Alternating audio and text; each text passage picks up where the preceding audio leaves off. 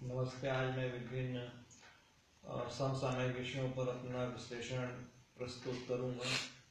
अभी कुछ समय से रिजर्व बैंक और भारतीय सर्वोच्च न्यायालय के मध्य रस्साकसी चल रही है इस बात को लेकर के कि जो कॉर्पोरेट डिफॉल्टर्स हैं उनके नाम सार्वजनिक किए जाए या नहीं। रिजर्व बैंक नहीं चाहती कि इनके नाम सार्वजनिक किए जाएं और रिजर्व बैंक ने जो लिस्ट सौंपी है वो 57 ऐसे कॉर्पोरेट डिफॉल्टर्स हैं जिनके ऊपर 85,000 करोड़ रुपए ये का लोन यानी कि बकाया है। तो आखिर रिजर्व बैंक इनकी आइडेंटिटी डिस्क्लोज करना क्यों नहीं चाहती, इसके पीछे जो कारण बताया जा रहा है वो यही है कि इससे इन कंपनियों में काम करने वाले कर्मचारियों का जो मनोबल यानी कि खराब होगा। इन कंपनियों की जो वित्तीय साख है उस पर बाजार में निगेटिव असर यानी कि पड़ेगा। तो काफ़ी इसकी चिंता करना रिजर्व बैंक का काम यानी कि नहीं है।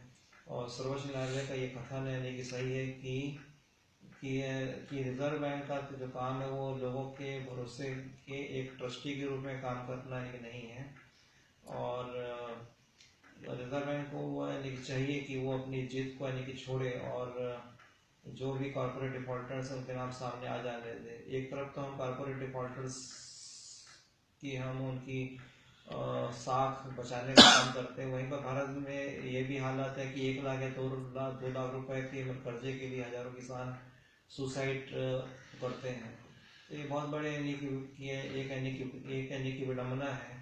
और इन कॉर्पोरेट लोन की वजह से ही PSU बैंकों की जो बैलेंस शीट है वो बिल्कुल लहूलुहान है यानी कि हो चुकी है। और जो सरकार के द्वारा जो इनको धनुष योजना के तहत जो इनका रिकैपिटलाइजेशन किया जा रहा है वो बहुत ही अपर्याप्त है।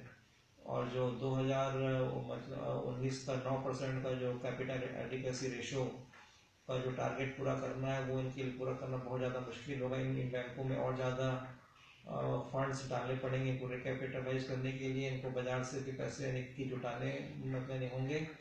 तो ऐसी स्थिति में जो रिजर्व बैंक का जो यानी कि रवैया है कॉर्पोरेट डिफॉल्टर्स की जो आइडेंटिटी को छुपाने का, ये बिल्कुल ही अनुचित प्रतीत होता है। इस हफ्ते का एक अन्य मामला है कि यानी कि BCCI ने एफिडेविट ईमेल के माध्यम से यानी लोढ़ा समिति के समक्ष दाखिल करके कहा है कि वह लोढ़ा समिति के जो यानी सुझाव है यानी कि BCCI में सुधार करने के लिए वो उनको लागू कर पाने में मतलब कि असमर्थ है, क्योंकि विभिन्न राज्यों के जो क्रिकेट एसोसिएशन है वो सब मानने के लिए तैयार रहने की नहीं है।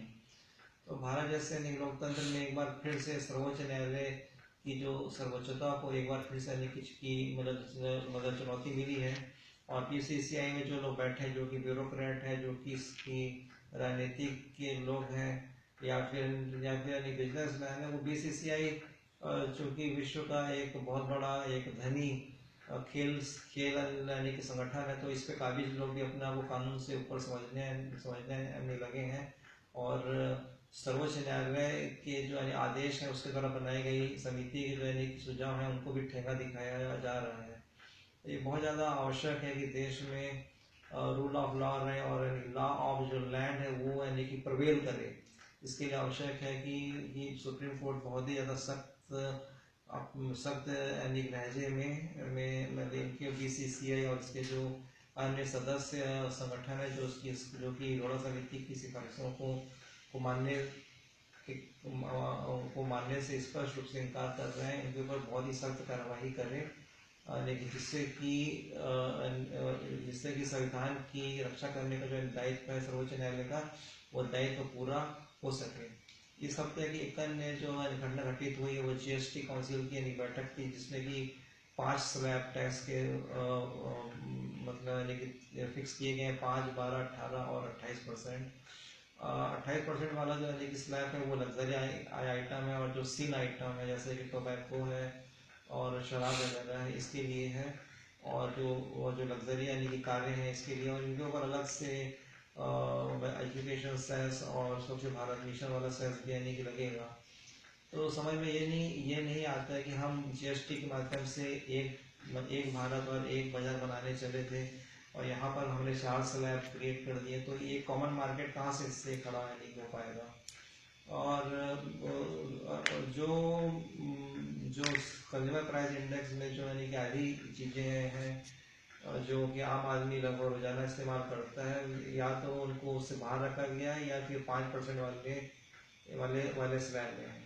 लेकिन जहाँ तक सर्विस टैक्स है, वो सर्विस टैक्स सारी सर्विसेज को 18% वाले में मतलब रखा गया है।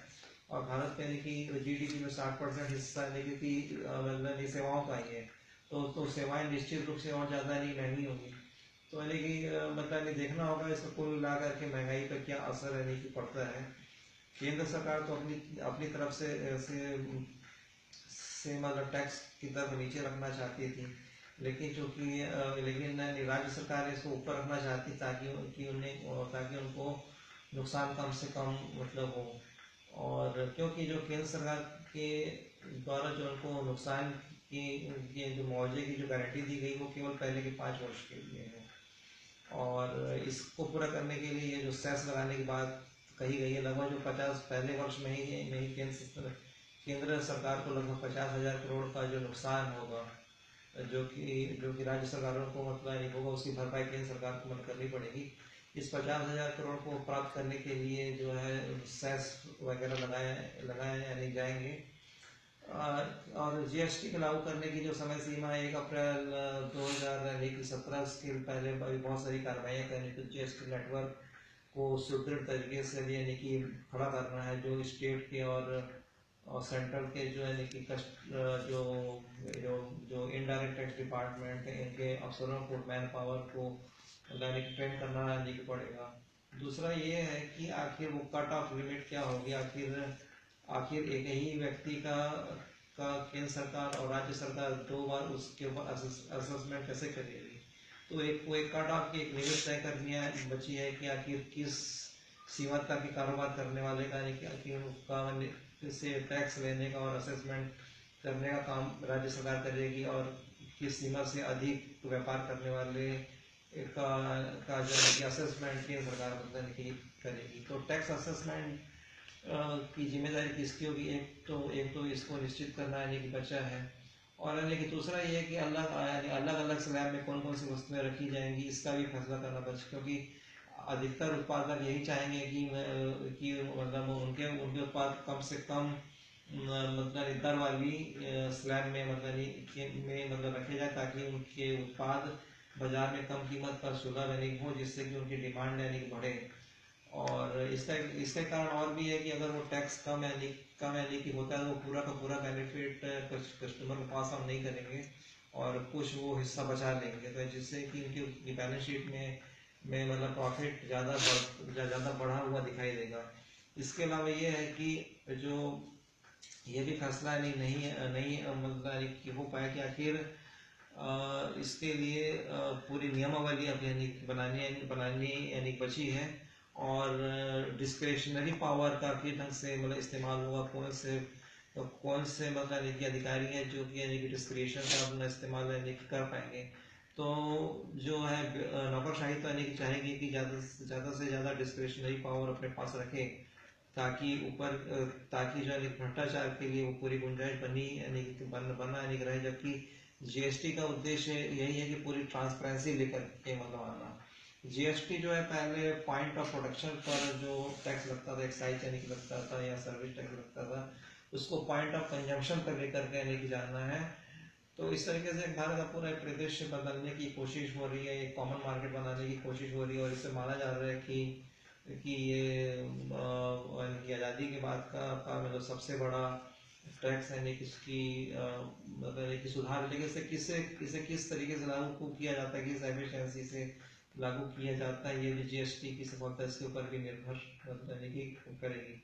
तो बहुत सारे अन्य के मुद्दे हैं जिसे अभी भी निर्धारित करना है बचा है। GST काउंसिल के आगे मतलब मीटिंग होगी, और जो मतलब GST का जो विधेयक होगा, एक सेंट्रल GST विधेयक होगा, और फिर अलग अलग राज्यों के स्टेट GST विधेयक होंगे, जिनको कि उन्हें अपने अपनी विधानसभाओं से और केंद्र को लोकसभा राज्यसभा से पास कराना है मतलब होगा। तो केंद्र की तो तैयारी है कि वो अपनी विंटर सत्र में, वो शीत सत्र में तो वो पास कराना यानी कि मतलब यानी कि चाहता है। तो जो प्रधानमंत्री ने जो यानी कि एम्बिशियस जो टारगेट रखा है 1 अप्रैल 2017 से जीएसटी पूरे भारत में लागू होगा, उसे लागू करने के मार्ग में अभी बहुत सारे प्रश्न चिन्ह हैं, बहुत सारे भी रुकावटें हैं। लेकिन अगर ये एक बार लागू यानी कि हो जाता है, पारदर्शिता के साथ लागू यानी कि होता है, तो यानी कि निश्चित रूप से टैक्स कंप्लायंस यानी कि बढ़ेगा, टैक्स चोरी कम होगी और सरकार को ज़्यादा राजस्व यानी कि प्राप्त होगा। धन्यवाद।